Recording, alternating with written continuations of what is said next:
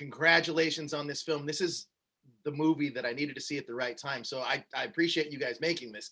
But Barry, first question I got to ask you is, I know that you've known Bob for a long time. What inspired you to tell his story now?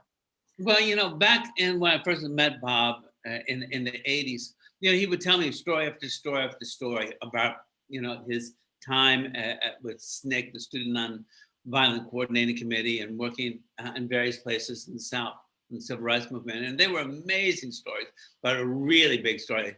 I mean, it was epic in terms of his own experience.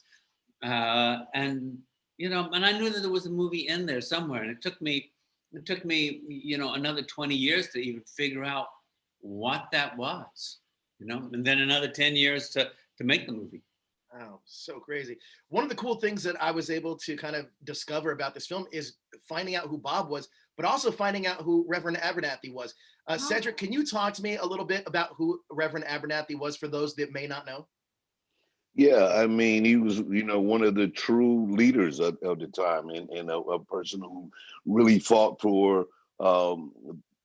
against social injustice and civil rights, because he was so the partner of Dr. Martin Luther King, and who became, this dominant figure. You would think that he was just a side man, but he was not. He was his own man, and that's what was really important. I thought that was great about this role, to show that he was his own guy, that he was, a person literally on the front lines of the fight, and also had the ability to know that, that Dr. King was this great orator that people were, gravitated to, and you can play back. You can just go and play your role, and that's kind of important in all cases, is to know where you rock in your position. So, he did Scottie Pippen of civil rights, if you will. Still a legend.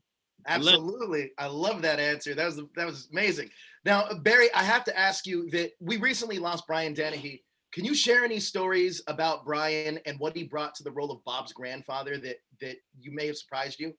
Well, Brian was great. I mean, and I mean, also I was just so knocked out that he would play the role of Bob Zellner's grandfather. But also, the very first scene we shot with him, which was one of the very first scenes we shot, which this bench scene in a park, in which he is saying just the worst stuff. I mean, awful, awful stuff.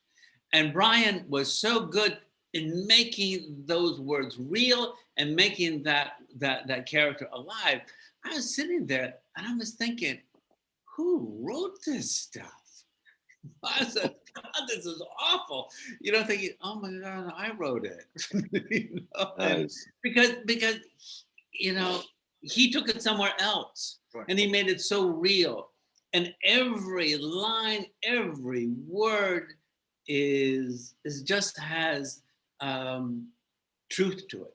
This is the real guy. This is what these guys really talk like. This is how they were, Man, I grew up here in Los Angeles, but I've spent some time in Dothan, Alabama, so I know the different dynamics there.